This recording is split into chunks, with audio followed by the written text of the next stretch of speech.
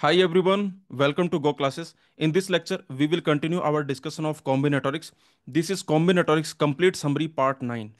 If you want to watch the previous parts, part 1 to 8, then you can watch on the Go Classes YouTube channel. The link you can find in the description, also in the pinned comment. Also, if you want to watch Go Classes complete discrete mathematics, all summary lectures, all gate PYQs, practice lectures, everything, then you can view this full playlist you can find on the Go Classes YouTube channel. On the YouTube, you can search Go Classes discrete mathematics. This playlist you will find. Okay. So the link of this playlist you can find in the pinned comment and description. In this lecture, we will study inclusion exclusion principle applications. In the previous lecture we have already seen what is inclusion exclusion principle. In this lecture we will study two very important applications of inclusion exclusion principle. The first application of inclusion exclusion principle is derangements. What is a derangement? This is the definition of derangement. You can see here that no element is in its original place or it's in its own place. Okay. So we will understand what is the concept of derangement and how to count the number of derangements. Everything we will see, all the variations, all the proof, everything. So first, let's see the definition of derangement. Derangement of n elements, that is basically a permutation in which no element is in its original place, or I can say no element is in its own place. So let's understand this.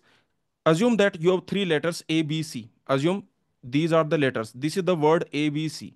Now these are the original positions of a comma b comma c. A is in the first position, B is in the second position, and C is in the third position. Okay, so here I can say what are the original positions. So you can easily see in this word ABC, the original positions are like this: that A is in the first position. This is the home of A. The first position is the home of A. B is in the second position, and C is in the third position. These are the original positions, or I can say these are the own home or own place of A comma B comma C. So what is the original position of B? That is second. Now, how many permutations of ABC we can create? We have three distinct letters, so there will be 3 factorial, means 6 permutations are there. Okay, so you can see for this word ABC there are total 6 permutations. These are the 6 permutations: ABC, ACB, BCA, BAC, CAB, and CBA. Okay, so these are the 6 permutations of word ABC. Now, so I can say these are the 3 factorial, that means 6 permutations. Permutation is also called arrangement. So basically these are the 6 arrangements of word ABC. Okay, very simple. Now you tell me, among these 6 permutations, how many permutations I can call them derangements? Which of these permutations are derangements? Remember the definition of derangement. Derangement means those permutations, those arrangements in which no element is in its original place. Okay, so you can see that in this word, A is in its own place, B is in its own place, C is in its own place. Yes or no? So definitely this is not a derangement. Derangement means that no element should be in its original place. So this is not a derangement. What about this word? Is this a derangement? Here you can see A is in its original place. Okay, the original place of A is first position. You can see in this permutation A is in the first position, so I can say this is also not a derangement. What about this? Is this a derangement? Yes, this is a derangement, because you can easily see that A comma B comma C, none of them is in its original position. So definitely I can say this is a derangement. You can see the original position of A is the first position, but here A is in the third position, C is in the second position, and B is in the first position. So you can see no element is in its original position. So definitely this is a derangement. What about this permutation? Is this permutation a derangement? No, this is not a derangement, because C is in its original position. So definitely this is not a derangement. What about this one? Is this a derangement? Yes, this is also a derangement, because you can see all the letters, they are in some other position, or I can say no letter is in its original position. Very simple. So this is a derangement. What about this permutation? Is this a derangement? No, this is not a derangement because here you can see that B is in its original position. B, the original position of B is second, and here you can see in this permutation B is in the second position. So this is not a derangement. So tell me, how many derangements of three letters are there? When we have three distinct letters, then how many derangements are there? That is two. Only two derangements are there, this one and this one. So I can say that derangements of three distinct letters, that is two. Okay, this is how we can write it. Remember what is D3? D3 simply means derangements of three distinct letters. Okay, so this is the number of derangements of three distinct letters. Okay, so very simple, we got that D3 is equal to 2. These are the derangements, this one and this one. Okay, I hope you understood the concept of derangement. So let's see the definition. Derangement is a permutation of an element such that none of the element appears in its original position. And remember, if you want to count the number of derangements, then you can easily apply the inclusion exclusion principle and you can count number of derangements. So counting the number of derangements, that is application of inclusion exclusion principle, as we will see now. And also let me tell you what is Dn. Dn simply means derangements of n distinct elements. You have n distinct elements, the number of derangements, that is denoted by Dn. Now let's see some concept that we will apply now. How to count number of derangements of n distinct elements? So the number of derangements will be equal to the total number of permutations minus the permutations which are not derangement. Very simple. If you want to count how many derangements are there, then that will be equal to the total number of permutations. From them, I can remove the number of permutations which are not derangements. Now, when can I say a permutation is not derangement? You can see derangement definition is very simple, that no element is in its original position. So what is the definition of not derangement? Not derangement means at least one element is in its original position. Okay. So remember, the number of derangements, that will be equal to total number of permutations minus when at least one element is in its original place. Okay. So this is the concept that we are going to apply now. How to count the number of derangements of n distinct elements, that will be equal to from total number of permutations, that will be n factorial. From total number of permutations, we will remove those permutations where at least one element is in its original position. Okay, very simple. Now let's count the number of derangements of four distinct elements. We have total four distinct elements A, B, C, D. You can see these are the original positions of A, B, C, D. The original position of A is the first position. The original position of B is the second position. And D, the original position is fourth position, like that. So this is the original word. Now, what will be the derangements? Can you write some of the derangements? Remember, derangement means that no element is in its original position. So you can see, if I want to create a derangement, then I can do something like this. For example, BADC. Yes, this will be a derangement because here you can see no element is in its original position. Or what I can do, I can also do like this. For example, I can write BCDA. This is also a derangement. Okay. And what about this one? If I write like this, BCAD, is this a derangement? No, this is not a derangement because here you can see D is in its original position. The original position of D is the fourth position. Here you can see in this permutation, D is in its original position. So this is not a derangement. Okay. Now we want to count the number of derangements of four distinct letters. These are the distinct letters A, B, C, D. We want to count the number of derangements of this word A, B, C, D. Now, before we count the number of derangements, let me tell you, we are going to use some convention to simplify the understanding. Okay, just to simply understanding the concept, we are going to use a convention. This is our own convention. So whenever I write a dash, whenever I write a dash, or whenever I write like this, what it simply means? It simply means that this a dash will simply mean that those permutations in which a is not in its original position. Okay, understood? Very simple. Whenever I write a dash, it simply means that those permutations, I am finding those permutations in which a is not in its original position. And if I write a dash b dash, if I write like this, a dash b dash, it means that a is not in its original position and b is not in its original position. Okay, so here you can see this will indicate those permutations in which both a comma b are not in their original positions. Means a is not in its original position and b is not in its original position. And whenever I write a, what it means, it indicates those permutations in which a is in its original position.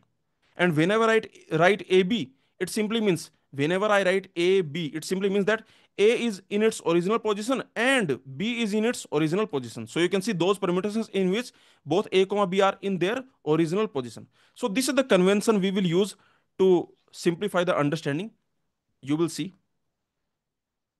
Before we count the number of derangements of four distinct letters, you tell me the answer of this question.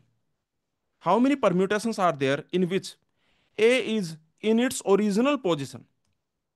How many permutations are there? Very simple. Remember, I want those permutations. Total we have four distinct letters. So four positions we have. I want those permutations in which A is in its original position. So remember, the original position of A is the first position. So I need to put A in the first position. And remember, B, comma C, comma D, they I can put in any position. Yes or no? So there is no restriction, there is no condition on B, comma C, comma D. So they can arrange in 3 factorial ways. So how many permutations where A is in the original position? That will be equal to 3 factorial such permutations are there. Okay, 3 factorial such permutations are there. 3 factorial means the value is 6. So 6 permutations are there in which the A is, this element A is in its original position. Okay. Now remember, when A is in its original position, this I will indicate by the word A. Okay, basically this A indicates that how many permutations are there where A is in its original position. Okay, so remember here, when I write A, then this will be equal to 3 factorial. Okay, whenever I write A, that will be 3 factorial. Let's solve this question. How many permutations are there in which this letter C is in its original position? The original position of letter C, that is the third position. So I want those permutations in which the letter C must be in the third position, in its original position. You can see the remaining letters can arrange in 3 factorial ways. There is no condition on the remaining letters. So how many such permutations are there? The answer is 3 factorial such permutations we have. Okay, very simple. How many permutations are there in which both A, comma B are in their original position? So I want to count those permutations in which A also must be in its original position and B also must be in its original position. So how many such permutations are there? Very simple. That this element C, comma D, they can arrange in 2 factorial ways. Okay, so here I can say that this value AB will be equal to 2 factorial. Okay, 2 factorial such permutations are there. I can say those permutations will be 2 factorial. Very simple. How many permutations are there in which A, comma B, comma C, all the 3 letters are in their original position? So very simple. We need to put A, comma B, comma C in their original position. A in its original position, B in its original position, C in its original position. Now, how many such permutations are there? Very simple. There is only one choice for D. Okay, automatically D will come in its original position, right? So I can say that this A, B, C means that A, comma B, comma C, they are in their original position. This will be 1. Okay, this will be 1. I can say those permutations, that will be one such permutation is there. Let's solve this question. How many permutations are there in which all the letters A, comma B, comma C, comma D, they are in their original position? The answer will be only 1. Okay, because all the letters must be in their original position. So there is only one such permutation. Okay, so I can say this will be equal to 1. Or I can say that A, B, C, D, all are in their original position. That will be equal to 1. Okay, remember when I write A, B, C, D, it simply means this indicates those number of permutations, or I can say those permutations in which A, comma B, comma C, comma D, all of them are in their original positions. Okay. Now let's count how many derangements of four distinct letters are there. All the concepts that we have seen so far, those we are going to use to solve this question, to see the proof. Okay. So let's see derangements of four distinct elements. We have total 4 distinct elements A, B, C, D. We want to find their derangements. I told you the concept. The number of derangements will be equal to the total number of permutations minus when at least one element is in its original position. Very simple. The total number of derangements. Derangement means no element is in its original place. So you can see that will be equal to total number of permutations. That will be 4 factorial minus when at least one element is in its original position. Okay. So here you can see that the definition of derangement, what that will be? The question is asking how many derangements are there. So remember, derangement, I can indicate that A should not be in its original position, B should not be in its original position, and so on. No element should be in its original position. So I can say that the definition of derangement is saying that A should not be in its original position. A bar means that A is not in its original position, and B should not be in its original position, and C should not be in its original position, and D should not be in its original position. So remember what this means. This means that no element is in its original position. This is the definition of derangement.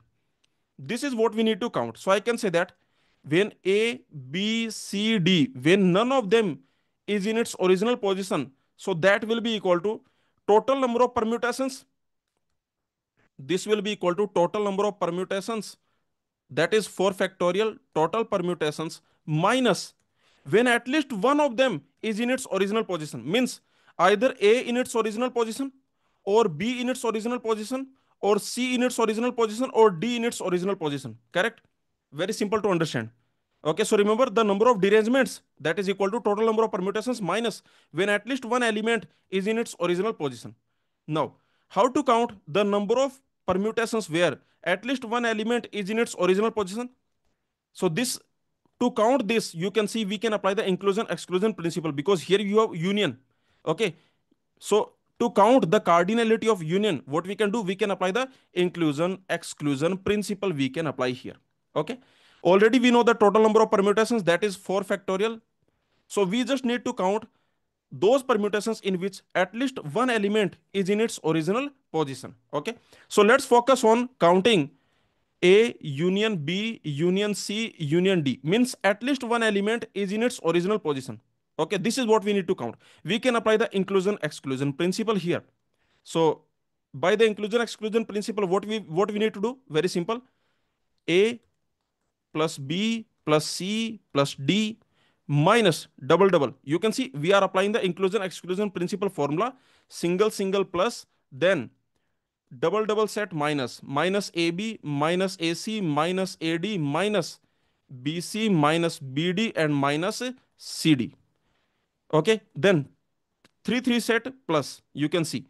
Okay, plus ABC plus ABD plus ACD and plus BCD and minus ABCD. Correct? Okay, so you can see plus, then minus, plus, then minus. Okay, so very simple. So this is the inclusion exclusion principle formula that we have applied. Now let's count all of them. Remember what this means? This means that those permutations in which C is in its original position. What this means? This means those permutations in which C comma D, they are in their original position. This means those permutations in which A comma B or A comma C comma D, they are in their original position. And this means those permutations in which A comma B comma C comma D, all of them are in their original position. Okay, so now let's count this value. So tell me what will be this value. This value simply means those permutations in which A is in its original position. So we need to put A in its original position. So tell me how many such permutations are there. That will be 3 factorial.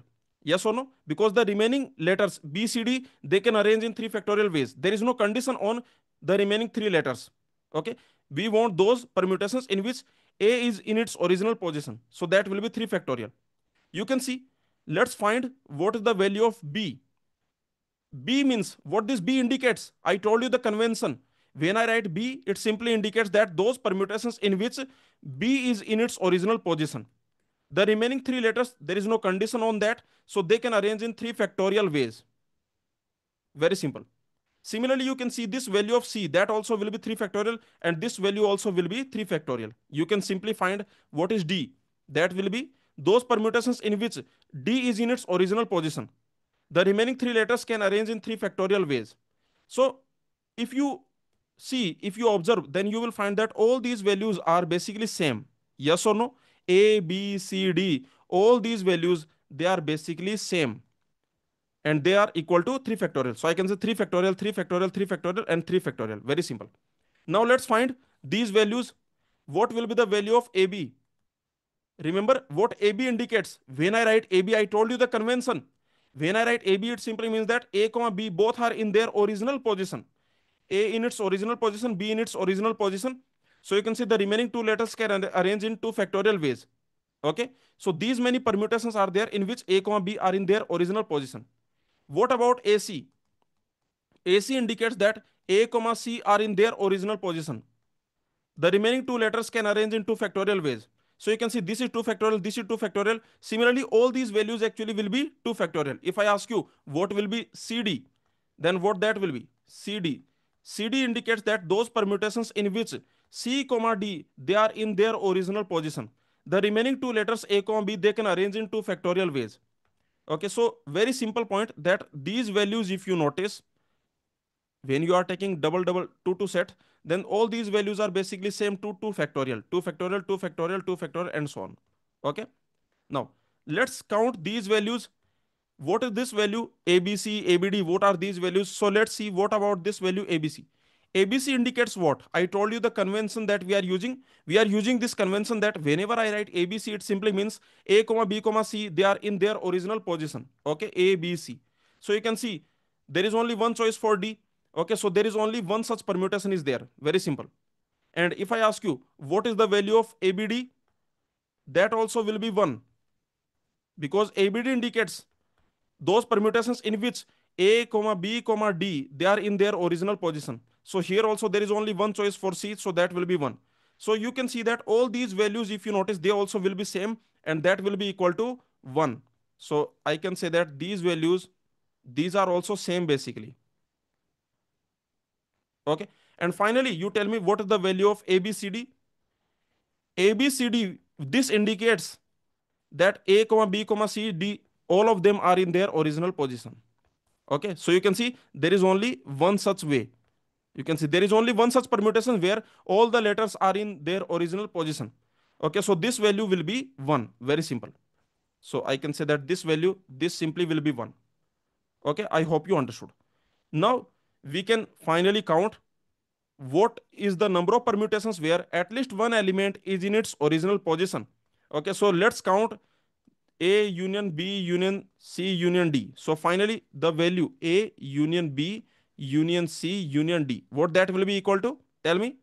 That will be equal to, remember, you can see all these values are same. So 4 multiplied by 3 factorial. Here you can see this value was 3 factorial. This value was 3 factorial. This value was 3 factorial. Okay, you can see this value was 2 factorial. This value was 2 factorial. Okay, and this value was 1 factorial. This value was 1 factorial, like that. So you can see 4 multiplied by 3 factorial minus 6 multiplied by 2 factorial plus 4 multiplied by 1 minus 1. So this will be the final answer. So you can see that this value will be equal to, just without looking at this, just again you imagine that basically just apply the inclusion exclusion principle formula. Yes or no? To solve this question, what we need to apply the inclusion exclusion principle formula. And in that formula, what we do? Single single set minus double double set plus triple triple set, and so on. Yes or no? So you tell me, when you take single single element, okay, so here we are single single element. So you can see, if I take single single element, how many ways are there? From 4 elements you can choose one element, multiplied by, tell me, all these values will be actually same. So what is the value of A? That will be 3 factorial, because remember, you are choosing one element, that element should be in its original position. The remaining 3 elements can arrange in the 3 factorial ways. Okay, so you can easily see this is basically 4 multiplied by 3 factorial, and this is what we are getting here. You can see 4 multiplied by 3 factorial, because all of them are same, A comma B comma C comma D. Okay, so they are giving us same value. So 4, you can see 4 multiplied by 3 factorial. So this is what we got, minus double double, minus, when you are taking double double set, 2 to set. So you can see there are total 4 elements. From them you choose 2 elements, because you are taking 2 elements. Okay, so from 4 elements you choose 2 elements, multiplied by, remember, if I choose for example these 2 elements, so these 2 elements are in their own position, so the remaining 2 elements can arrange in 2 factorial ways.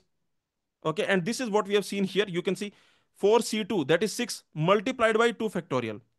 Okay, so this is what we got here, 6 multiplied by 2 factorial, plus what I will write here, triple, 3 set. So you can see from 4 elements you choose 3 elements, multiplied by 3 elements are in their original position, so the remaining one element can arrange in 1 factorial way.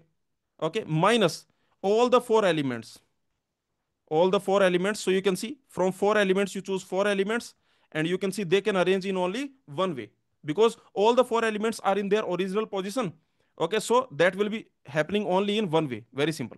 So this is the value we got. So tell me, what is the final answer here? You can see 4c1 multiplied by 3 factorial. 4c1, that is actually 4. 4 multiplied by 6, that is 24, minus 4c2, that is 6. 6 into 2, that is 12, plus 4c3, that is 4. 4 multiplied by 1, minus 4c4, that is 1. So what is this value? You can easily see it is 12 plus 3. So that is basically 15. Okay. Remember, this is not number of derangements. This is number of non-derangements. Okay. This is number of non-derangements. This is number of non-derangements. Is this clear? Because I told you that we are finding those permutations where at least one element is in its original position. So remember, this 15 is the number of non-derangements. Now what will be the number of derangements? Finally, what will be D4? The number of derangements. That will be equal to total number of permutations 4 factorial minus number of non-derangements. That is actually equal to 15. So that will be 24 minus 15, and that will be equal to 9. So remember, the number of derangements of four distinct letters, that will be equal to 9. This is the answer. And what is D4? This is the derangements. Okay, very simple. I hope you understood. So this is how you can find the number of derangements of four distinct letters. I hope you understood the proof. Let's count the number of derangements of five distinct letters. The same idea we need to apply that we have applied for D4. So here you have total five distinct elements. Let's assume these are the five distinct elements: A1, A2, A3, A4, A5. Okay, so these are the original positions. You can see the original position of A5, that is fifth position. The original position of A2, that is second position. We want to find derangements, means no element should be in its original position. So to find the number of derangements, to find D5, D5 means the number of derangements of five distinct elements, you can see. So to find the D5 value, what we can do? We can do total number of permutations. Total number of permutations minus non-derangements. Okay, minus non-derangements. So you can see the total number of permutations, that will be 5 factorial. Five distinct elements can arrange in 5 factorial ways. So that is the 5 factorial total number of permutations minus. What is non-derangement? Non-derangement means at least one element in its original position. Means either A1 in its original position, or A2 in its original position, or A3 in its original position, or A4 in its original position, or A5 in its original position. At least one element should be in its original position. Okay. Now here you can apply the inclusion exclusion formula, inclusion exclusion principle, because you can see whenever you see this union, then always apply the inclusion exclusion principle. So let's find how many such permutations are there where at least one element in its original position. So how to count that? Let's see. You can see I am finding what is A1 union A2 union A3 union A4 union A5. Okay, so that is what we are counting. So that is very simple. Single single set plus minus double double set plus triple triple set minus 4 set plus 5 set. Yes or no? Just apply the inclusion exclusion principle. So you tell me, if I take single single, what value I will get? Basically, if I take single single, AI single. So you can see there are total 5 elements. You choose one of them. So that will be 5C1 multiplied by, what is the value of, for example, A2? What will be the value of A2? Remember, when I write A2, what it indicates? Tell me. This indicates those permutations where A2 in its original position. Correct? These permutations, these are indicated by A2. So I told you this convention that whenever I write A2, it simply means those permutations where A2 is in its original position. The remaining four elements can arrange in 4 factorial ways. Okay. So you can see the same value you will get for A4 also. A4 means those permutations, the number of permutations where A4 in its original position. Okay. The remaining four elements can arrange in 4 factorial ways. So you can see that we are taking single single element. So when we apply the inclusion exclusion principle, it will be single minus double plus triple minus 4 plus 5, like that. Yes or no? So here you can see, from 5 elements you choose one element multiplied by the remaining 4 elements can arrange in 4 factorial ways, minus double double ai aj. Okay, what is ai aj? It simply means that two elements I'm taking. Okay, so this will be, I can say it is like double. Okay, two elements I'm taking, for example, a1 a2. What that will be? a1 a2 simply means that a1 comma a2 both are in their original position. This is the convention we are using, that when I write a1 a2, it simply means that a1 and a2 both are in their original position. The remaining three letters can arrange in 3 factorial ways. Okay, the same value you will get for a1 a3 a3 a4, like that. So if you take two elements, the same value 3 factorial you will get. So here you can see ai aj, that will be from 5 elements you choose two elements. Okay, double double means from 5 elements you choose two elements, those two elements in their original position. So the remaining three elements can arrange in 3 factorial ways. Plus, now triple triple ai aj ak. Okay, now you take triple. So you can see, take three elements. So from 5 elements, you choose three elements. Those three elements will go in their original position. So the remaining two elements can arrange in 2 factorial ways. Minus 4, minus you take 4, 4 of them. So that will be, you can see, from 5 elements, you choose 4 elements, and the remaining one element will arrange in 1 factorial way. And finally, plus, when all the 5, when all the 5 you take, that will be equal to 1, correct? 5c5. So that will be equal to 1. I hope you understood. So this is the value of number of permutations in which at least one element in its original position. So tell me, what will be the value of d5? d5 equal to what? That will be equal to total number of permutations 5 factorial minus this entire value. Now you can see 5 multiplied by 4 factorial. So that will be basically equal to 5 factorial, correct? Okay, so you can see that will be 5 factorial. This value is actually 5 factorial. Minus, what is this next value? 5c2 into 3 factorial. Let's see. 5c2 into 3 factorial. You can see I can write like this. 5 factorial divided by 2 factorial, 3 factorial, or here 3 factorial. So you can see these two will cancel and it will be 5 factorial divided by 2 factorial. Okay, so remember, this value will become 5 factorial divided by 2 factorial. Now you will see a very nice pattern is coming. Okay, just observe. A very beautiful pattern is coming. What is this value? 5c3 into 2 factorial. 5c3 into 2 factorial. That will be equal to 5 factorial divided by 3 factorial, 2 factorial, here 2 factorial. You can see these two values will cancel out and it will be 5 factorial divided by 3 factorial. So you can see we got 5 factorial divided by 3 factorial. Next, you can see, you can calculate what this value will become. This will become 5 factorial divided by 4 factorial plus, and you can see this value I can write 5 factorial divided by 5 factorial. Did you see a very nice pattern? You can see if I write it 5 factorial divided by 1 factorial, then you can see this pattern. 5 factorial by 1 factorial minus 5 factorial by 2 factorial. You can see 5 factorial is common in the numerator. In the denominator, you can see 1 factorial, 2 factorial, 3 factorial, 4 factorial, 5 factorial, and plus minus plus, that is alternative. Okay. So the final expression, if I write, that will be equal to, you can take 5 factorial out. Okay. Here also 5 factorial. In all the terms, there is 5 factorial. You take that out. If you take that out, inside what you can write 1 minus 1 minus, because if I take 5 factorial out, then, sorry, 5 factorial, you are taking the 5 factorial out.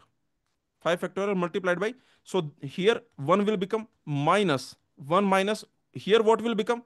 It will become 1 upon 1 factorial plus 1 upon 2 factorial minus 1 upon 3 factorial plus 1 upon 4 factorial minus 1 upon 5 factorial. That's it. You can calculate this. This will be the value of d5. If you calculate, I think you will get 44. Okay, you can calculate this value. This will be equal to 44. Okay, d5 you can calculate, that will be 44. So basically the number of derangements of 5 distinct letters, that will be 44. I hope you understood this nice expression, this beautiful expression that we are getting.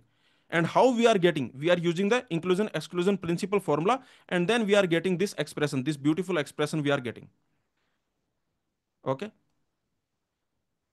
Now we can find the generic formula, the general formula for n distinct letters. Okay, the same concept we will apply which we have seen so far. We have seen how to count D4, how to count D5. The same concept we can apply here. So how to count the number of derangements of n distinct elements, let's see. So let's count Dn. Dn means derangements of n elements. So that will be equal to total number of permutations minus when at least one element is in its original position. Correct? Okay, so you can see this Dn. This will be equal to total number of permutations, that will be equal to n factorial minus non-derangements. Minus non-derangements. And when I say non-derangements, what it means? It means that at least one element in its original position. Okay. So this non-derangement will be like this, that from total number of permutations minus when at least one element in its original position, like either A1 in its original position, or A2 in its original position, or A3 in its original position, or A4 and so on, or AN in its original position. We have total n distinct elements. So you can see basically this means that at least one element in its original position. So basically this means non-derangements. Now from the total number of permutations, if I remove non-derangements, then I will get derangements. Derangement means no element in its original position. Okay, so now we have to find this. Here you can see we are doing the union. So how to find the size of union, the cardinality of union? For that we can apply the inclusion exclusion principle formula. Okay, so you can see here, to find this we can apply inclusion exclusion principle formula. So let's apply the inclusion exclusion principle formula. What we are going to get? N factorial minus. Okay, now you can see in the inclusion exclusion principle formula, what you will do?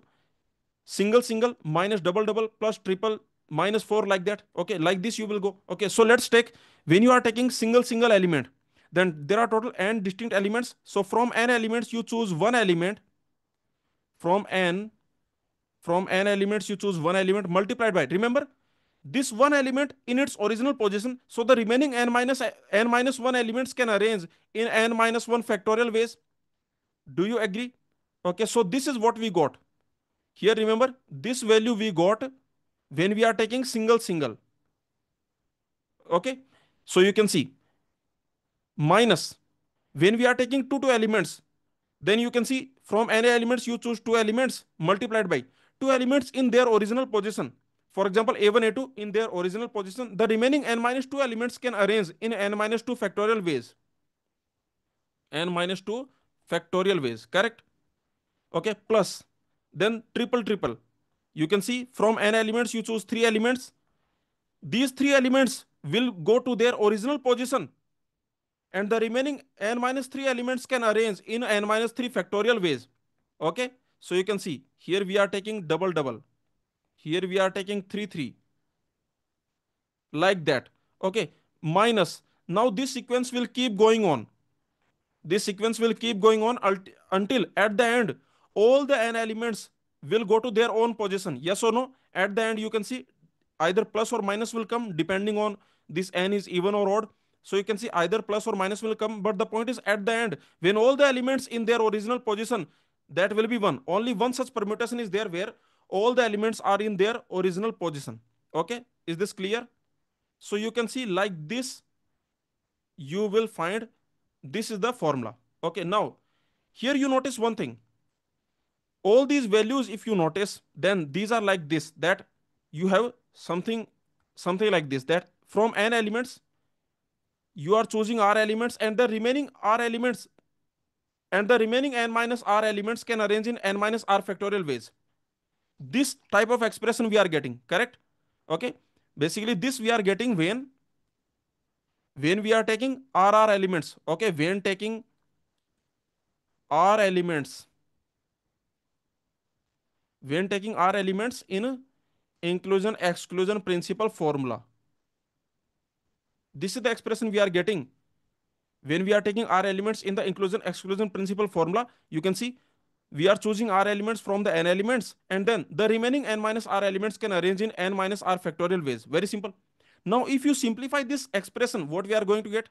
This will be n factorial divided by r factorial multiplied by n minus r factorial. This is the formula for NCR. and here already you have n minus r factorial. So you can see that these two will cancel out, and finally what you will get, you will get n factorial divided by r factorial. Okay, so you can see that all these values, this and all these values that you are getting, you can simplify them. This will become n factorial divided by 1 factorial, this will become n factorial by 2 factorial, this will become n factorial by 3 factorial, and so on. Okay, so finally the expression that you will get will be something like this, that n factorial minus, inside what you will get, inside you will get n factorial divided by 1 factorial minus n factorial divided by 2 factorial plus n factorial divided by 3 factorial minus n factorial divided by 4 factorial. Okay, this will keep going on, at the end plus or minus n factorial divided by n factorial. Okay, because at the end you will get this value 1, you can write it n factorial by n factorial. Okay, this is the value of dn. Now if you take this n factorial common from everywhere, then what we are going to get, so you can see this dn, just take n factorial out from everywhere, then inside you will get, if you take this n factorial out, then what you will get, you will get 1 minus this plus this minus this and so on. Okay, so you can see you will get 1 minus 1 divided by 1 factorial plus 1 divided by 2 factorial minus 1 divided by 3 factorial plus 1 divided by 4 factorial. Okay, and so on. At the end either plus or minus will come, and it will be 1 divided by n factorial. Basically you have to go till the n factorial. Okay, that's it. Very simple. So this is the final formula for number of derangements of n distinct elements. Is this point clear? Tell me. Very simple. So tell me what will be d6. D6 means the number of derangements of 6 distinct letters. So that will be equal to 6 factorial, and inside you will get 1 minus 1 divided by 1 factorial plus 1 by 2 factorial minus 1 by 3 factorial plus 1 by 4 factorial minus 1 by 5 factorial. Alternative plus minus plus will keep going on. Okay, so you can see. If I ask you what is D7, so what that will be? That will be 7 factorial, and inside what you will write? Very simple. 1 minus 1. Okay, just alternative plus minus will keep going on. You can see. Minus 1 by 7 factorial. Okay, so like this you can find the value of dn. I hope you understood.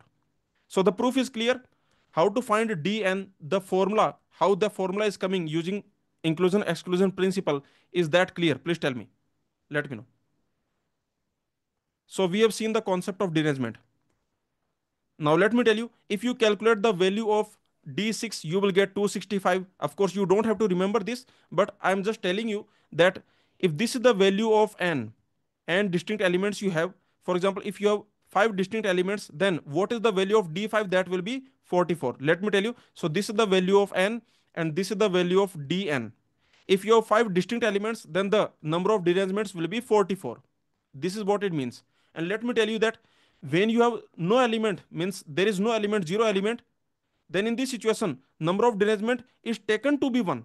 Okay, this is just a convention. So remember, this is just a convention. We take d0 to be equal to 1. And what about this? Is this a convention? D1 equal to 0. Is this a convention? No, this is not a convention. If you have a single element, just tell me, if you have a single element, how many derangements you can make? For single element, there is only one permutation. So you can see in this permutation, A is in its original position. Okay, the original position of A is the first position. Here you can see A is in the first position. So there is no derangement possible. If you have a single element, then there is no derangement possible. That is the reason you can see that D1 equal to 0. Okay, is this clear? You can see. And here you can see D2 equal to 1. Because if you have two elements AB, how many permutations are there? There are two permutations. Which of them is derangement?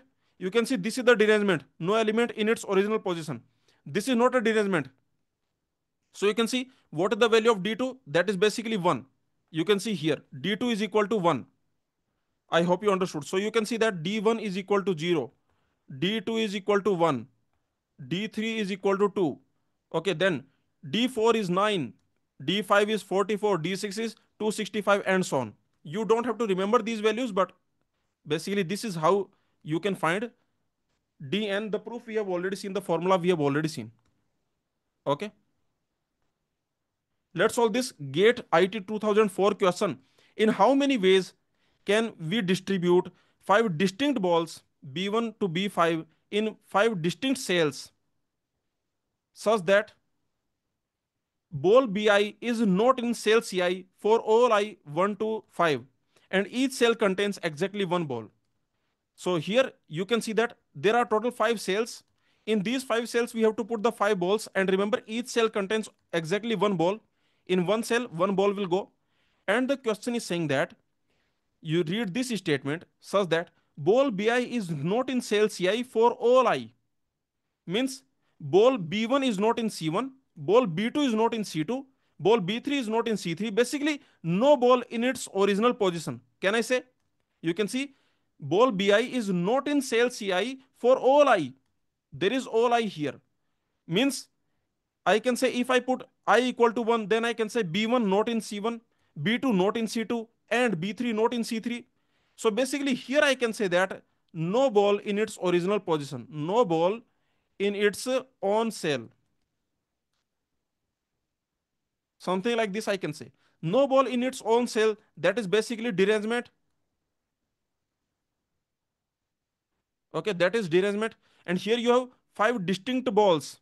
So because you have five distinct balls, okay, five distinct cells. So this is a derangement of five elements. So this is basically D5, derangement of five distinct elements, and that is equal to 44. We have already seen. Okay, so D5 is equal to 44. So for this question, answer will be option A. Understand one thing, that this question actually does not use the word derangement, but you have to understand that this is a derangement based question, because the question is saying that for all I, means I equal to 1, I equal to 2, and so on. Basically, the question is saying that these are the cells, these are the five cells. Okay, this is the cell C1, this is the cell C5, cell C2, cell C3, C4, like that. Now, the question is saying that ball BI is not in cell CI for all I. Means here you don't have B1.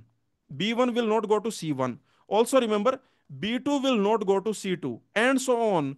B5 will not go to C5. Okay. So finally you can easily see that this is actually derangement of five distinct, because you have five distinct balls. So derangement of five distinct letters. So that is actually equal to 44. Okay, understood? In the same question, if I use there exist word instead of for all, if I use there exist, here you have for all, means no ball in its original position. Just tell me a simple variation. For this GATE exam question, I'm making a simple variation that if I use for instead of for all, if I use there exist, then what do you think? What will be there exist I if I use this? Means there is at least one ball not in its original position. This is a variation of GATE 2004 question. So tell me, first you understand the question. We have five distinct balls and we have five distinct cells. We need to put one ball in one cell. Okay. Now the question is saying that ball BI is not in cell CI for at least one ball. Okay, so remember one thing. Now we have BI not in CI for such that there exist I. Okay, means for at least one ball I am saying. Basically it simply means that at least one ball not in its original position. At least one ball is not in its original position. So tell me, is this the derangement? Can I say this is the definition of derangement? That at least one ball not in its original position? This is not the definition of derangement. Derangement means no ball should be in its original position. But here we are saying at least one ball not in its original position. For example, let's assume these are the balls A, B, C, D, E. Then you can see that if I do like this, let's assume I do like this A, C, B, D, E. Now remember, this should be counted, because here you can see at least one ball not in its original position. Here you can see this C is not in its original position, B is not in its original position. The point is very simple, that at least one ball should not be in its original position. Okay, so this should be counted. But actually this is not a derangement, right? Okay, you can see this is not a derangement. But here we are not interested in the derangement. This statement is not the definition of derangement. This is saying at least one ball not in its original position. So that will be equal to what? Tell me. So that will be equal to total minus total minus when all of them are in their original position. Yes or no? When all balls in original position. Do you agree with me? When all balls in their original position. In their original position. So now you tell me, did you understand this? Because here you are saying that at least one ball should not be in its original position. So I can say total number of permutations minus when all the balls are in their original position. Okay, you know the total number of permutations, that is 5 factorial, minus when all the balls are in their original position, there is only one such way. Okay, because all the balls should go to their original position. Means, for example, this ball B1 should go to C1, ball B2 should go to C2, ball B3 should go to C3. Okay, ball B4 and ball B5, they should go to their original position. So you can see there is only one such way. So finally the answer will be 119. I hope you understood. So remember, this variation that we created, for this variation the answer is 119. Okay, you can see. So in this question, if I change, this was our original GATE 2004 question. Here you have the word for all I. Means for all the balls we are saying that they are not in their original position. Okay, but if I change this for all to there exist, then the answer will become 119. I hope you understood the complete analysis of this question. Let's solve this question. For your senior prank, you decide to switch the nameplates on your favorite 5 professors' doors so that none of them feel left out. You want to make sure that all the nameplates end up in the wrong door. So, how many ways are there to do this task? You can see there are total 5 professors, and what we are doing, we are switching the nameplates on their doors. Okay, and the question is saying that all the nameplates end up on the wrong door. What it means? It simply means derangement. Yes or no? Okay, so you can see, for example, this is the door one of professor one. This is the professor one door. This is the professor two door, professor three door, professor four, professor five door. Now you can see what we want. We want to make sure that we are switching the number plates, name plates, so that all the nameplates end up on the wrong door. All the nameplates, they should end up on the wrong door. For example, this nameplate, let's call it nameplate 1. This nameplate 1, the nameplate of professor 1, it should end up on the wrong door. Means nameplate 1 should not go to here. Okay, nameplate 1 should not go here. Similarly, nameplate 2 should not go here. All the nameplates should go to a wrong door.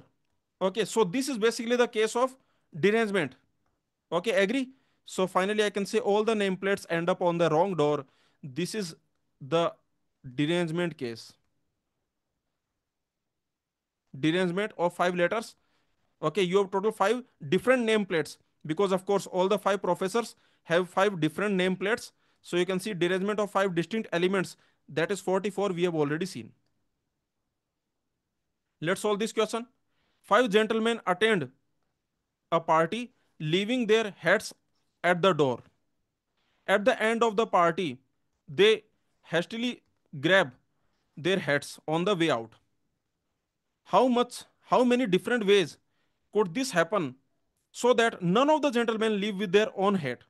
Okay, so you can see 5 people are going to a party and they are leaving their hat outside.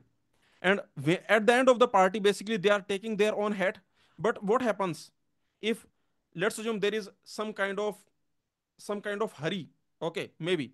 So maybe there is maybe some fire broke out. Okay, now all of them are in hurry and they are picking their hat. Now the question is saying that how many different ways are there such that none of them leaves with their own hat? If none of them are living with their own hat, this is basically the derangement case. So we are doing the derangement of 5 hats. Okay, yes or no? So derangement of 5 hats, so that will be equal to 44. D5 equal to 44. We have seen already. You can see. Let's see derangement recurrence relation. It means we are going to express dn in terms of dn minus 1, dn minus 2, etc. So let's see the recurrence relation of derangement. These are the two recurrence relations of derangement. So if you know the value of, for example, dn minus 1, dn minus 2, if you know the values of these, then you can easily calculate the value of dn. So these two recurrence relations we have.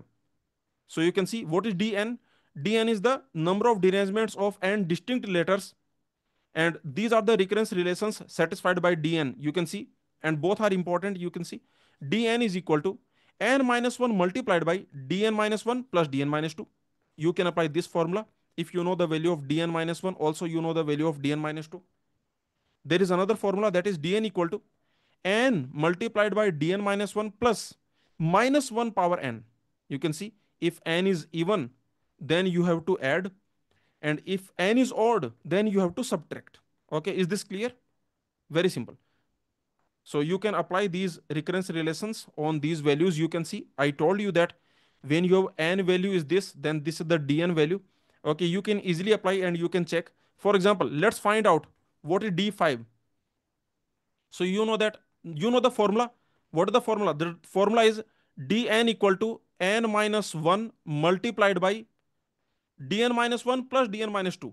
So when you are finding d5, then n minus 1 multiplied by d4 plus d3. So you can see 2 plus 9. Okay, 9 plus 2. So that will be equal to 4 multiplied by 11, and that will be equal to 44. And this is what we got. Yes, correct. So you can see this is the formula. N minus 1 dn is equal to n minus 1 multiplied by dn minus 1 plus dn minus 2. Basically, n minus 1 multiplied by the summation of previous two derangements. Okay. Let's see the next. The next recurrence formula also you can apply. Let's find out d5.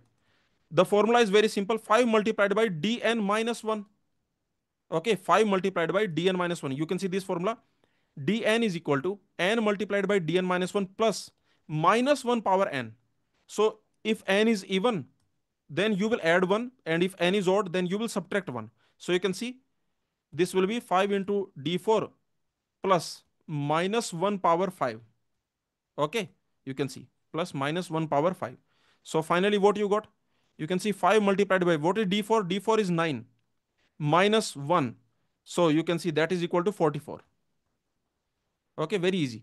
So these are the recurrence relations for the value of dn in terms of dn minus 1, dn minus 2. So these are the two recurrence relations, first and second. Okay, let's move on now. Now let's make a simple observation about the number of derangements of n letters and distinct letters. This is the simple observation about dn. The number of derangements is odd if and only if number of items is even. Actually, if you notice one thing, here this is the value of n and this is the value of dn. Did you notice that? Look at these values. They are actually alternatively odd, even like that. You can see, for example, even, odd, even, odd, even, odd. And this will keep going on. Okay, so this is the observation. I am telling you that you just make a simple observation about the value of dn. You can see that if you find d even when n is even, for example, here n is even. So d even value is actually odd. And when you find d odd value, like here, d odd, when n is odd, then d odd value is actually even. Okay, so this simple observation you can make, and this will happen for every value of n. Okay, so this is the simple observation that the number of derangements is odd if and only if the number of items is even. So here I can say that d even will be equal to odd and d odd will be equal to even. Okay, this will always happen. Of course, you can prove it very easily. Let's see the proof. So first you tell me, if you have d odd, means if you take the value of n to be odd. Okay, so you can see when n is odd, then tell me what will be dn. Let me know. You already know the formula for dn. Dn is equal to n minus 1 multiplied by dn minus 1 plus dn minus 2. Correct? Okay, so from here you can see what the value of dn when n is odd. Okay, so what will be the value of dn? That will be equal to n minus 1 multiplied by dn minus 1 plus dn minus 2.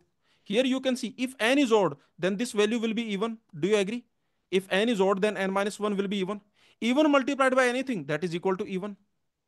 You already know that even multiplied by anything, that is equal to even. Okay, so very simple. You can see this is how you can make this observation that this value is even. And similarly, you can make the observation for d when n is even. You can easily see that initially these values you can find. Initially, we already know that this pattern is going on. Okay, you can see that even, odd, even, odd, even, odd. This pattern is going on. And this pattern will continue for D8 also. Okay, for example, n equal to 8 you take. Then what will be D8? D8 will be equal to n minus 1, 7 multiplied by this value plus this, sorry, plus D7. Okay, and plus D6. Yes or no? This will be the value of D8. Now you already know that D7, this is even. We have already seen that D odd is equal to even. Here you can see D odd, when you take n equal to odd, then D odd is equal to even. So you can see this we have already seen, this is even. And D6, here you can see that is odd. Okay, D6, you can see that is odd. So tell me, odd plus even, that is odd. Odd multiplied by odd, that is odd. So you can see D8 actually will be equal to odd. Is this point clear? So this is a simple observation. I hope you understood. You can see simple observation that D even is equal to odd and D odd is equal to even. Okay.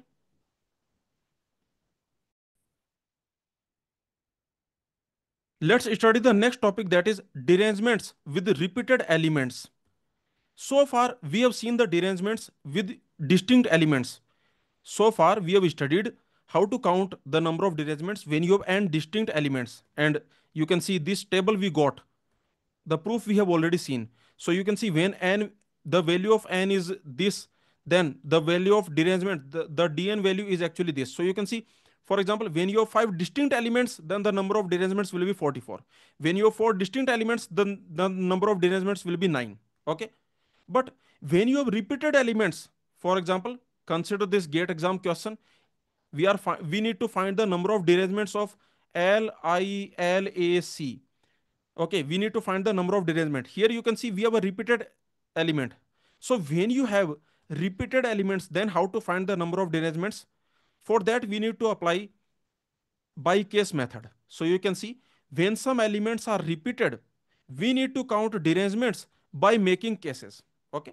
So with example, with questions, this will become very clear. We are going to take some variations and some questions of finding derangements with repeated elements. Let's solve GATE 2020 question. The number of permutations of the characters in LILAC so that no character appears in its original position if the two L are indistinguishable. You can see the question is saying we want those permutations of this word LILAC where no character appears in its original position. So this is the definition of derangement. The question is asking how many derangements are there of LILAC. Okay. Also remember, you can see there are two L. So the question is saying that the two L are actually indistinguishable. Indistinguishable means identical. Okay, means same. Both the L are actually same. So let's see. So how to find the number of derangements when you have repeated elements? For that, I told you that you need to apply the by case method. When some elements are repeated, then to count the number of derangements, we need to make cases. Okay. So let's make cases and let's solve it. Here you can see when you make cases, then you make cases from that character point of view which is repeating. You can see this is the original word. These are the positions. These are the original positions. You can see the first position, the second position, third position, fourth position, fifth position. And the original word is like this: LILAC. Now, if you want derangement, then what should happen? Remember, in the derangement, L should not be in the first position as well as L should not be in the third position. Do you agree with me? Okay. So, very simple observation you need to make that in the derangement, when you make derangements, then in the derangement, it cannot happen that L is in the first position or third position. I can say in the derangements, L cannot go here because derangement means no character should appear in its original position. And remember, both the L are actually same. So you cannot put L in the first position. You cannot put L in the third position. So what are the choices for L? You can see these are the choices for L. Either L can go here. Okay, these are the actually choices for L. These positions, these are the choices for L. Now what you do? You make cases from L point of view. So let's make, because L is repeating, so you make cases from L point of view. Okay, so the case number one, what that will be? In the case number one thing is very clear that L cannot go to first and third position.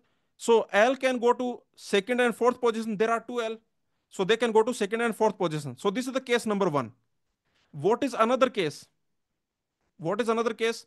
The another case is basically that L cannot go to first and third position, but L can go to second and fifth position. What is another case? Remember, we need derangement. So no element should be in its original position. L cannot be in the first and third position. So what can happen?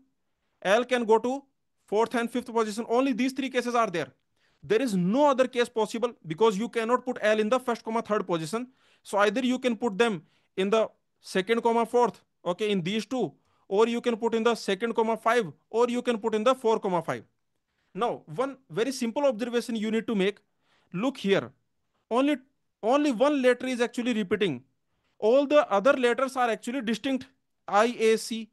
All of them are actually distinct. Agree? Make one simple observation that in this case, the number of derangement that will be same as number of derangement in this case and in this case. Actually, you don't have to count these cases separately. You just count the number of derangement in one case, and that same will happen here. The same will happen here. Why? What is the reason?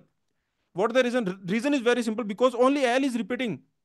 All the remaining letters are actually distinct. Okay, so here you can see in the case number one, what is happening? L is going, both the L, two L are going to I comma A position. So if I put both L in I comma A position, or if I put both L in A comma C position, or if I put both L in I comma C position, the number of ways will be same. Do you agree with me? Okay, I hope you understood that. Only this L is repeating. All the remaining three letters are actually distinct. Okay, in this case number one, what we are doing? In this case number one, L is actually going to the positions of I comma A. In the case number two, L are actually going to the positions of I comma C.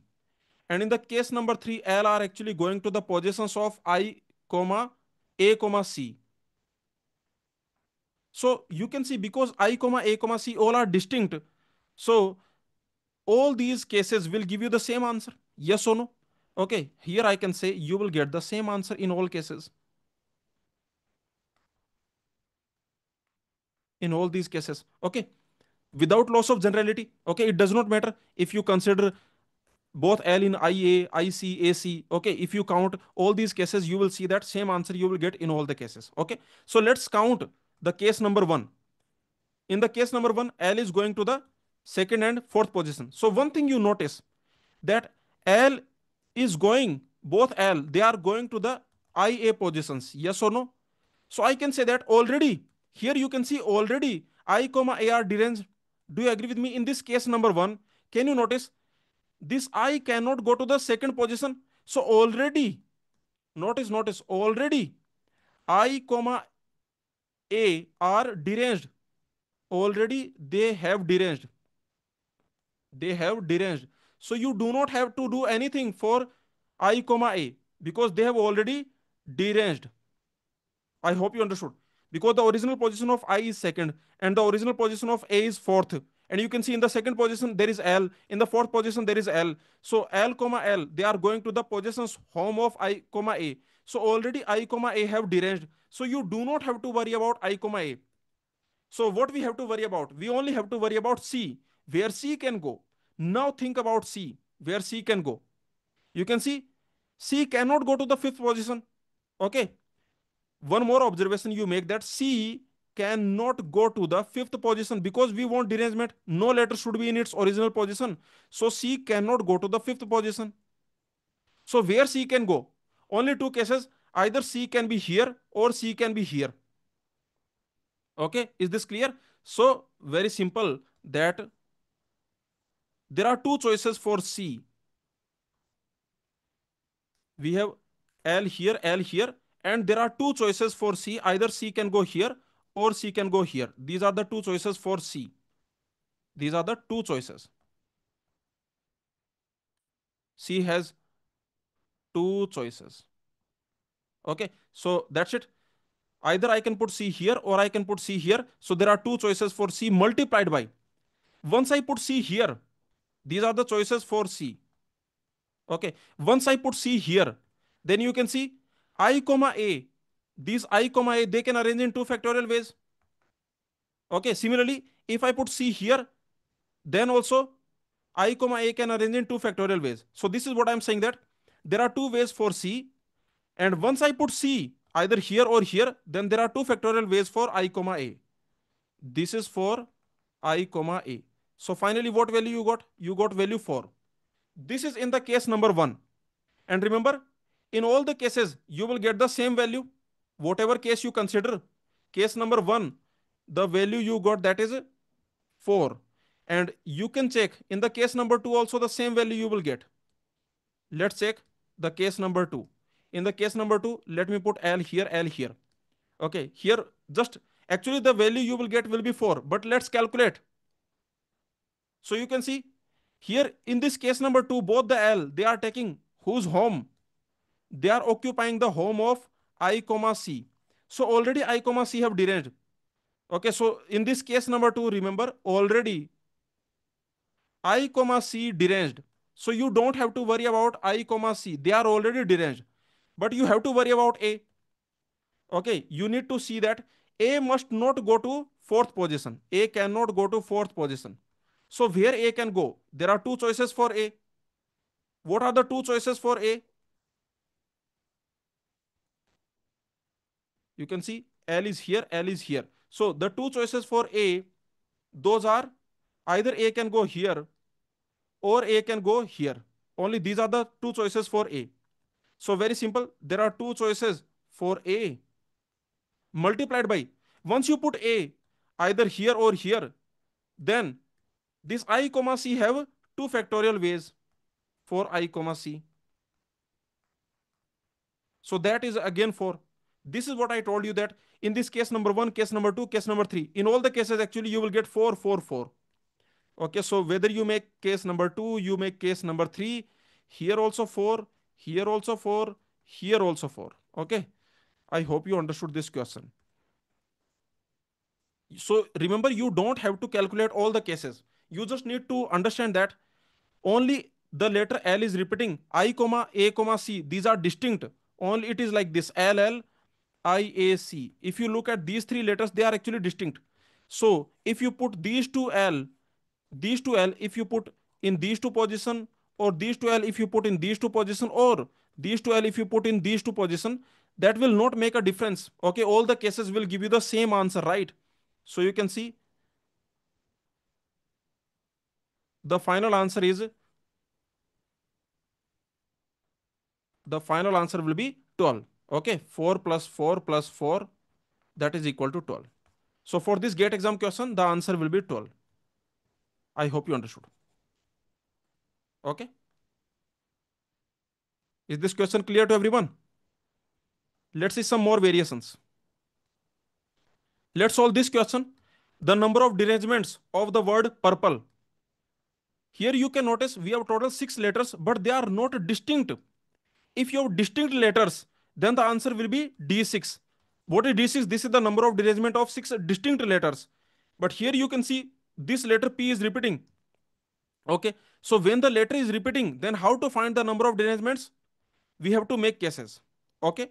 So again in this question you can see that there are total six positions, total six letters you have, and first position, second, third, fourth, fifth, sixth. Okay, and you can see that already we have two P. Okay, in the first and fourth position, and the remaining you can see these are URLE. Okay, so one thing you can notice in the derangement, what should happen? That P cannot go to first comma four. Okay, so remember, P should not go to first comma four position. So you make cases from P point of view. Okay, so what are the cases you will create? Case 1, case 2, like that. You create cases. Okay, one thing let me tell you, whatever cases you create, one thing you observe that only two P are repeating. The remaining letters are actually distinct. U, R, L, E. Please focus here that they are actually distinct. Okay, they are distinct. Only P is repeated and the remaining letters are actually distinct. So, whatever case you will create, what you will do? Either these P, either they will take the home of U, comma R. Okay, or what they can do? P, comma P, they can take the home of U, comma L. Or what they can do? They can take the home of L, comma E, like that. Okay, like that, some cases will be there. Case number 3 and so on. Case number 4, case number 5, and so on. Some cases will be there. Okay, some more cases will be there. So let me write it here like this. Dot, dot, dot, dot. Okay, some more cases will be there. But one thing you notice here that all the cases will give you the same answer. What is the reason? The same answer you will get in all the cases. The reason is very simple, because only P is repeated element. The remaining letters U, R, L, E, they are all distinct. So if these two P, if they are taking the home of UR, if they are taking the home of UL, or if they are taking the home of LE, or if they are taking the home of RE, okay, or RL, okay, like that, then in this case, you can see in all the cases you will get the same answer. So your answer will be number of cases multiplied by the answer in one case. Okay, yes or no? Is this clear? So now you can see the final answer. Remember, the final answer will be what? That will be equal to number of cases that are possible multiplied by answer for one case. Okay, multiplied by answer for any one case. Yes or no? And first of all, you tell me how many cases are possible. Can anyone tell me how many cases will be possible? What about this? Very simple. Your total six positions, and P cannot go to the first and fourth position. These positions, these are restricted for P. P cannot go here, here, and here. Okay, so you can see there are four positions remaining. Okay, 2, 3, 5, 6. Okay, four positions are remaining. So from these four positions, what you do? There are four positions remaining. Four positions for P. Okay, and from these four positions, what you do? From these you choose two position for P. Okay, is this clear? Very simple. There are four positions. These will be the number of cases. This will be the number of cases. So number of cases will be equal to, there are four positions, from them you choose two positions for P. You can see P can go to these four positions. We have two P's. Okay, P comma P. We have two P's. So you can see from four positions you choose two positions for P. So that will be three. That will be six. Six cases are there. So this value we found, this value is actually 4C2, that is actually 6. This is what we have to found. Okay, you can see answer for any one case. So you tell me what will be the answer for any one case. So let's consider any one case. You can consider case number 1. You consider where these are the positions 1, 2, 3, 4, 5, 6. Okay, so let's consider this case where P is going here, here. Okay, because P cannot go to first and fourth position, so P is going to here, here. So basically what P is doing, P is taking the home of which elements? P is taking the home of UR. Okay, P is taking your home. You can see UR means your. So P is taking your home. Now you can see, already you can see that U comma R are deranged. So in this case number 1, few observations you make that already U comma R deranged. This is the one observation. What is the second observation? Tell me. The second observation is that this letter L comma E, L cannot go where? We want derangements, means no letter should be in its original position. So L cannot be in the fifth position and E cannot be in the sixth position. These observations you have to make. Okay. So after arranging P, now you just see where you can put U comma R. Okay. So just focus on U comma R. Here I cannot put L, here I cannot put E. Okay. So if I focus on U comma R, I can put anywhere. Okay. So very easily actually I can count. See, notice there is no condition on U comma R. There is only one condition on L, that it should not go to fifth position. There is one condition on E, that is it should not go to sixth position. So what I can do for the remaining four letters, actually four factorial permutations are there minus. These are the four factorial permutations for the remaining four letters. Minus when L goes to fifth position. Yes or no? Okay, from this 4 factorial, I will remove when L will go to fifth position. I will also remove when E goes to sixth position. Okay, yes or no? Is this clear? See what I'm doing. From this 4 factorial, you remove the undesired cases. These are the undesired cases. What are the undesired cases? Let me tell you. So we will do from the 4 factorial.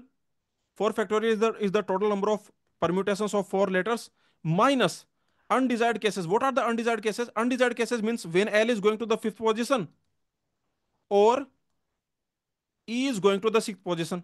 Okay. So basically this is union. Do you agree with me? And how to find the cardinality of union? This is the union. Here you can apply the inclusion exclusion principle. So what we will do? L is going to fifth position or E is going to sixth position minus when L is going to fifth and E is going to sixth. So tell me what that will be. 4 factorial minus.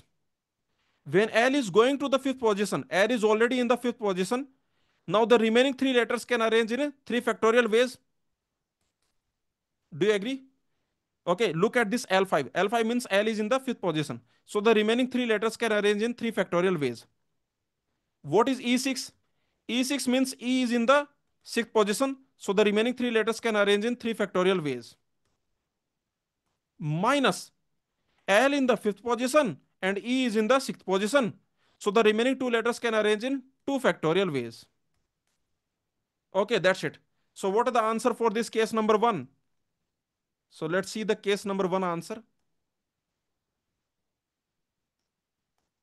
In the case number 1, the answer will be 24. 4 factorial is 24 minus this value. 3 factorial is 6. 6 plus 6 minus 2, that is 10. So that is 14. This is the case number 1 answer. Okay, so what will be the final answer? Tell me. The number of derangements of purple, the final answer, that will be equal to number of cases multiplied by answer for one case. So number of cases we have already seen, that is 4C2, and answer for one case was 14. So this is 16 into 14 and that value will be equal to 84. This will be the final answer for this question. I hope you understood. Let's solve this question from Stake Exchange website. Number of derangements of the word bottle. So this word is given to us, bottle, and we need to find the derangements. First of all, you can see that here we don't have all the distinct letters. If you have all the distinct letters, then for 6 distinct letters, the number of derangements will be D6. But here you can see this value T, this letter T is repeated. Okay, so in the derangement, what should happen? That T should not go to third and fourth position. Yes or no? So whenever you have repeated elements, then to find the number of derangements, you will make cases.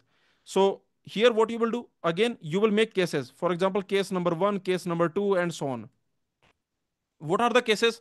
You make cases from the T point of view because T is the repeated element. So you make cases from the T point of view. Remember, T cannot go to say third comma fourth position. So let me make the cases from T point of view. T can go to first comma second, no problem. Okay. Another case I can create. In the another case, what will happen? You can see in another case, T can go to first and this position. There is no problem. Okay, like that. Like that, many cases will be there. Okay, we will see how many cases will be there. But you make one observation. You don't have to create all the cases. You don't have to count for each case. You don't have to do that. Because remember, make one simple observation here that only T is the repeated element. Look at the remaining elements. The remaining elements are B, O, L, E, Bole. You can see in these remaining elements, they are distinct. Yes or no? They all are distinct. So you notice one thing. This answer in this case one and the answer in the case two, they will be same. What is the reason? Because in the case one, basically, these two, they are taking the position, they are taking the home of B, comma A. In this case number two, both T, they are taking the home of B, comma L. Okay, so remember, only this letter T is repeated and these letters are actually distinct. So if T goes to BO, or if T goes to OL, or if these two go to LE, basically, then it does not matter the number of derangement here, that will be same as here. So in all the cases, you will get the same answer. Do you agree? Because these are the distinct letters, all the four letters are distinct. It does not matter which two of them you take for T. Okay, you will get the same answer. If you take these two for T, if you take these two for T, if you take these two positions for T, if you take these two positions for T, you will get the same answer. So remember, in each case, you are going to get the same answer. So your final answer will be what? Your final answer will be, I can say, the number of derangements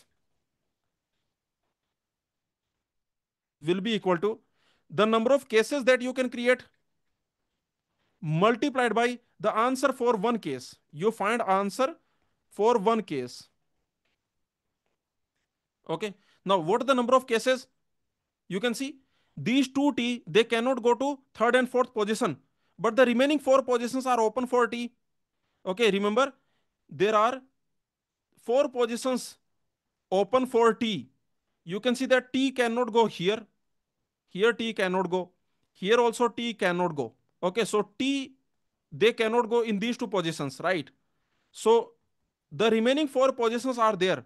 Position number 1, 2, 5, 6. Okay, so from the remaining four positions, you can choose two positions for T.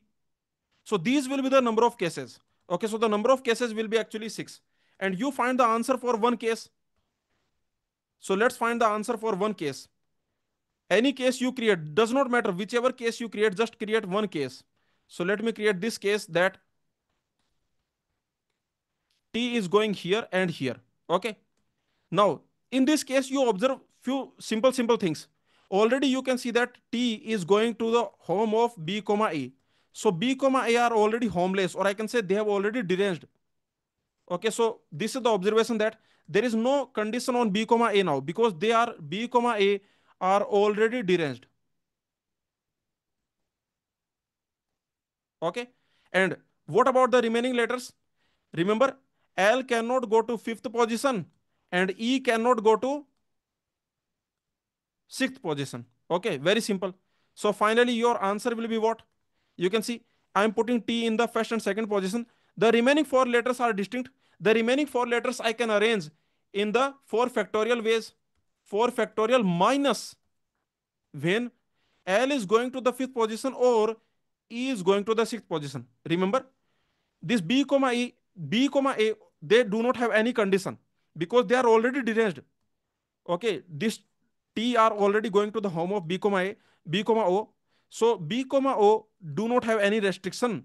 They can go to any of these positions, but L should not go to fifth position and E should not go to sixth position. So I can say for these four letters, for the remaining four letters, there are 4 factorial permutations possible minus when L is going to fifth position or E is going to sixth position, these we need to remove. Okay, so that will be equal to 4 factorial minus when L is going to fifth position plus E is going to sixth position minus when L is going to fifth and E is going to sixth position. So just apply the inclusion exclusion principle. 4 factorial minus L is going to fifth position. I am putting L here. So the remaining 3 letters can arrange in 3 factorial ways. Okay. Plus what is E6? means E is going to the sixth position. So the remaining three letters can arrange in 3 factorial ways. Minus L is going to fifth position and E is going to sixth position. The remaining two letters can arrange in 2 factorial ways. So this will be, you can see this will be 14. So finally the answer here you can see that will be 14. 14 multiplied by 6, the total answer will be equal to 84. The next topic is counting the number of onto functions. How to count the number of onto functions? Actually, that is a application of inclusion exclusion principle. In the previous lecture, we have seen inclusion exclusion principle, and this is one of the application of IEP, that is counting the number of onto functions. So let's see. First, we will see the definition of onto function. Onto function is also called surjective function. It is also called surjection. In the function chapter, we have already seen what the definition of function, what the definition of different types of functions, everything. So let's quickly go through. Let's do the recap of onto function definition. So onto function is called surjective or surjection. What the definition of onto function? Basically, the definition is like this, that if you have a function, if you have a function f from set A to set B, then when can I call it onto? Onto means that every element of codomain B, here this is the codomain, this is the domain. So every element of codomain must have at least one preimage, or I can say every element of codomain must be covered. So very easy, that if this is your codomain, let's assume in the codomain these are the elements, then remember every element of codomain must be covered. Means there should be at least one element mapping to this element. Okay, every element must be covered. There should be at least one element mapping to this element, at least one element mapping to this, at least one element mapping to this, and at least one element mapping to this. Remember, multiple element can map to this, no problem. But the point is that every element of this codomain must be covered. Here, this B is called the codomain, and A is called the domain. So this is codomain. So onto function simply means that every element of codomain must have at least one preimage, or I can say that the complete codomain must be covered. Every element of codomain must be covered. Or I can say that for every element of codomain, there should be some element in the domain which maps to this codomain element. Okay, I can say that this is the definition. F is onto. When can I say F is onto? F is onto, this function is onto if and only if for all elements in the codomain, for all y belonging to codomain B, there should be at least one element, there should exist at least one element x in the domain A, such that this A maps to, this x maps to y, such that fx is equal to y. This is the definition of onto function. In this situation, you will say that f is a onto function. So you can see that onto function means every element of codomain must have at least one preimage, or I can say that every element of codomain must be covered, or I can say that range of the function should be equal to the codomain. You can see this diagram. Is this function onto function? No, this is not a onto function, right? Because here you can see that this element is not covered. This is the codomain element and this is not covered. There is no element of domain which is mapping to this element. What about this function? Is this onto function? Yes, this is onto function. You can see every element of codomain is covered. So yes, this is actually onto function. What about this function? Is this onto function? Here again you can see yes, this is onto function because every element of codomain is covered. Very simple. So we have seen the definition of onto function. Now, before we count the number of onto functions, let's see what is the total number of functions from one set to another. This we have already seen in our set theory lectures when we have studied functions. In the function chapter, we have already seen this, that if you have a function from set A to set B, where set A comma set B, these are finite set, and the cardinality of A is m and the cardinality of B is n, then how many functions are there from set A to set B? That will be equal to the codomain cardinality power domain cardinality. This is the formula. Very simple, remember. Codomain cardinality, I can say the codomain cardinality power domain cardinality. This is the formula for total number of functions from domain to codomain. From set A to set B, the total number of functions will be equal to the cardinality of power, the cardinality of B power the cardinality of A. Okay. Actually, you can easily see that how this formula is coming, because every element of the domain has n choices. Yes or no? You can see this is the domain. In the domain total, we have m elements, but actually every element has total n choices. This element has n choices because it can map to any element here. So there are n choices for this element. Similarly, every element has n choices, n choices, n choices, and so on. Because remember, every element of the domain can map to any element of the codomain. So for every element of the domain, there are total n choices. So that is the reason I can say that when you create the number of functions, when you create function from a to b, then how many functions you can create, that will be equal to n into n into n into n. So that will be equal to, so number of functions will be equal to n into n into n. Okay, total m elements you have, and every element has n choices, so that will be n power m. So you can see the total number of functions from set a to set b, that will be equal to codomain cardinality power domain cardinality. Now let's count the number of onto functions. Let's consider this question: the number of onto functions. Onto function is also called surjective function. The number of onto functions from set containing 6 elements to set containing 3 elements, what that will be? First, let's see some concept. If you want to count the number of onto functions, then that will be equal to total number of functions minus functions which are not onto. Very simple. Now, when can I say a function is not onto? Function is not onto if at least one element of codomain is not covered. Remember the definition of onto function? Onto function means every element of codomain is covered. So not onto means at least one element of codomain is not covered. So how to find the number of onto functions? That will be equal to total number of functions minus when at least one element is not covered. At least one element of codomain is not covered. So this is what we are going to use to count the number of onto functions. First, we will find the total number of functions. From that, we will remove those functions where at least one element of codomain is not covered. Okay. Now, some convention I'm going to use to simplify the understanding. Remember, we need to find how many onto functions are there from this set X to this set Y. And in this set Y, there are total 3 elements A, B, C. And you know that for onto function, what should happen? That each of these elements A, B, C, each of these elements must have at least one preimage. Okay. So remember, whenever I write A dash, A bar, if I write A bar, if I write like that, then it simply means I'm finding those functions where A does not have any preimage, means A is not covered. So remember, this is a convention. Whenever I write A bar, it simply means those functions I am counting where A is not covered. Okay, there is no preimage of A. No element is mapping to A. And when I write A bar, B bar, if I write like this, it simply means I am finding those functions where A is not covered and B is not covered.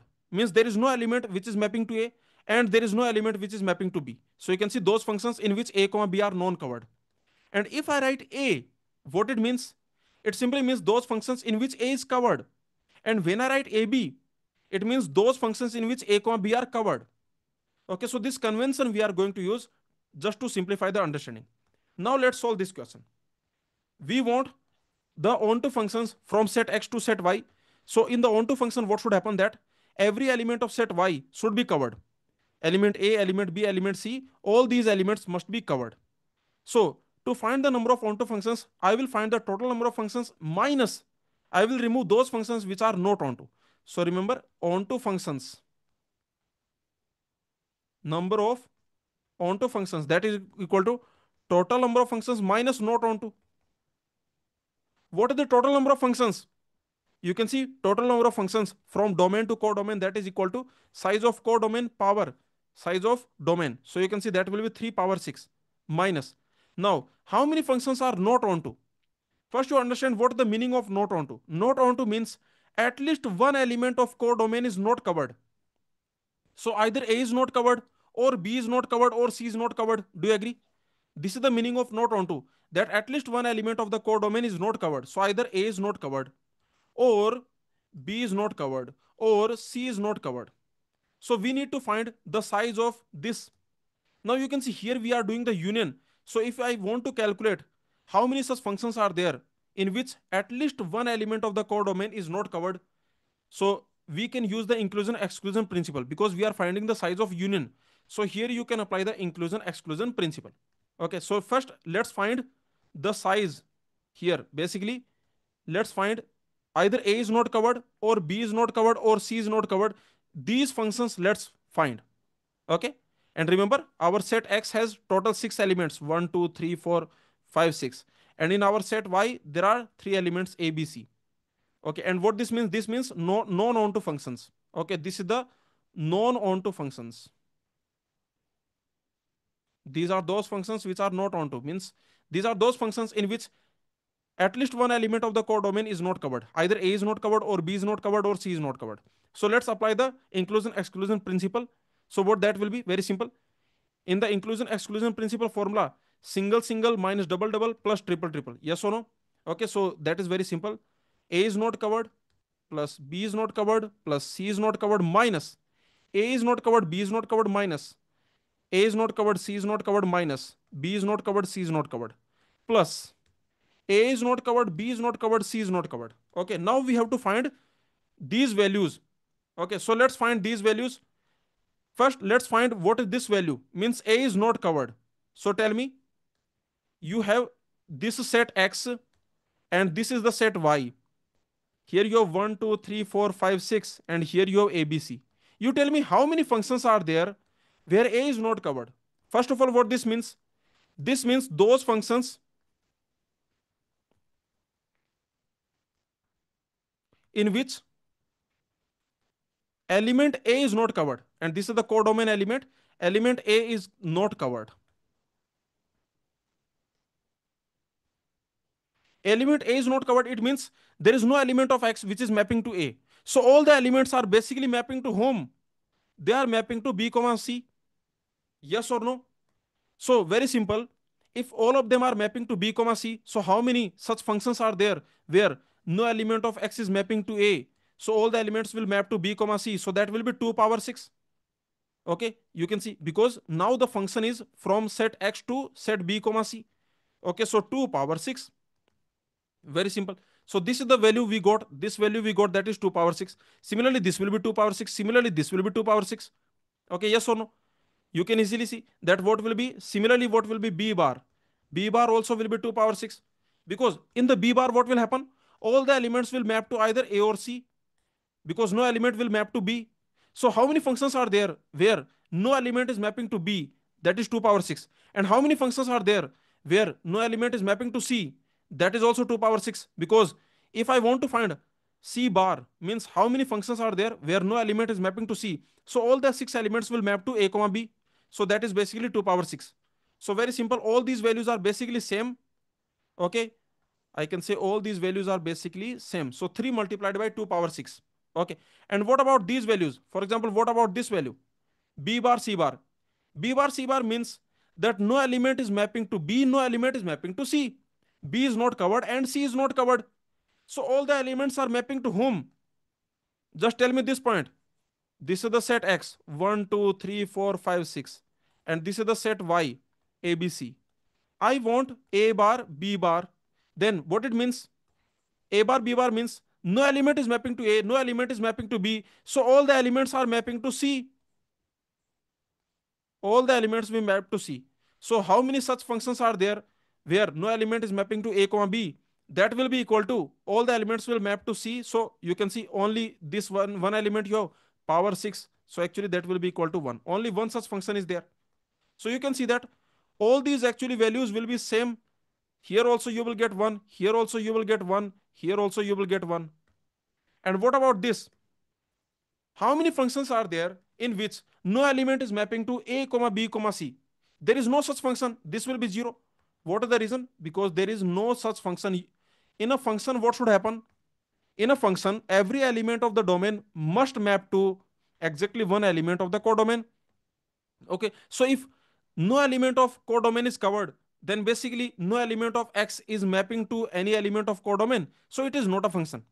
Okay, so you can see this type of function is not possible. So that is the reason I can say number of functions where none of them are covered, that will be equal to 0.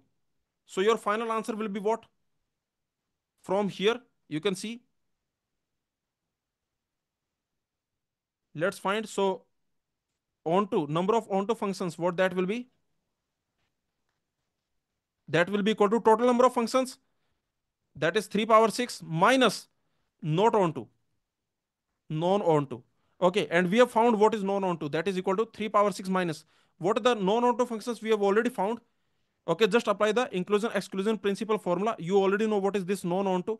It simply means either A is not covered, or B is not covered, or C is not covered. Okay, so here you can see, you can apply the inclusion exclusion principle formula: single single minus double double plus triple triple. So here what you will do, single single means from three elements you choose one element. Okay, this is basically when I'm taking single single. So you can see, from three elements you choose one element, and no element is mapping to this element means what? No element is mapping to this one element, so all the elements are mapping to the remaining two elements.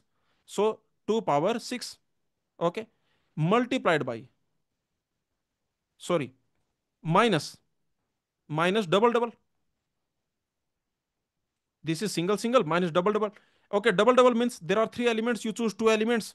Now no element is mapping to these two elements. For example, if I choose a comma b, then no elements are mapping to a comma b, so all the elements will map to the remaining element. Okay, so that will be 1 power 6 plus triple triple, that will be actually 0. No such function is there. Okay, no such function possible. It is not possible that no element of codomain is covered. Okay, so finally the answer will be 3 power 6 minus, inside what you got? You got 3 into 2 power 6, 3 into 2 power 6 minus 3c2, that is 3. Okay, that's it. So you can calculate, this will be your answer. Very simple. Let's all get CSE 2012 question. How many onto or surjective functions are there from a set of n elements to a set of two elements? See, to count the number of onto functions, you will apply the inclusion exclusion principle.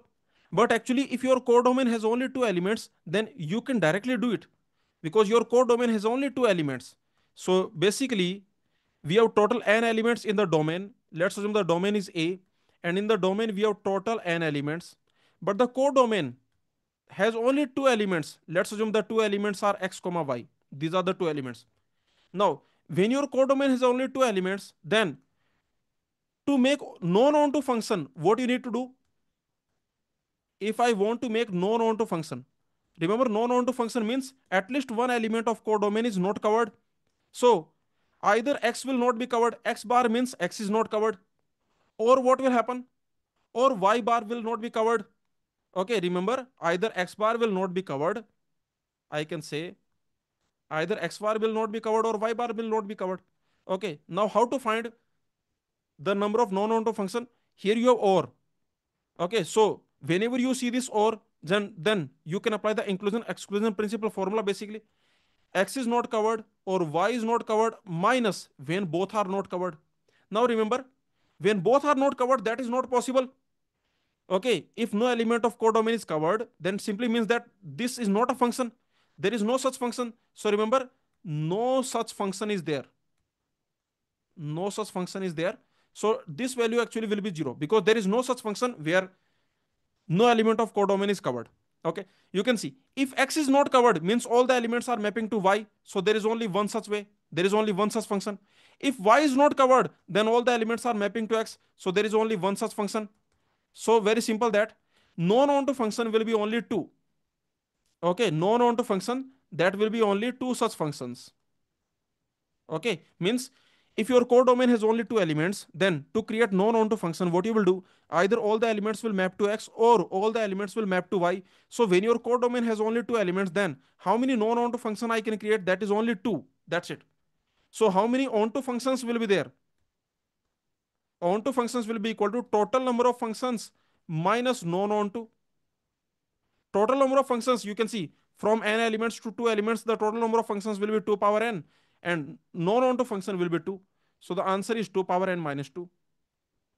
Here n value, that is not given, so the answer will be 2 power n minus 2. The answer will be option C. Okay, very simple question. So that's it. In this lecture, we have seen the applications of inclusion exclusion principle, we have seen derangements, and we have seen onto function, how to count the number of onto functions and how to count the number of derangements. In the derangements, we have seen the complete analysis, when the elements are distinct, when the elements are repeated. Okay, the recurrence relation of derangement, everything we have seen. Okay, so that's it.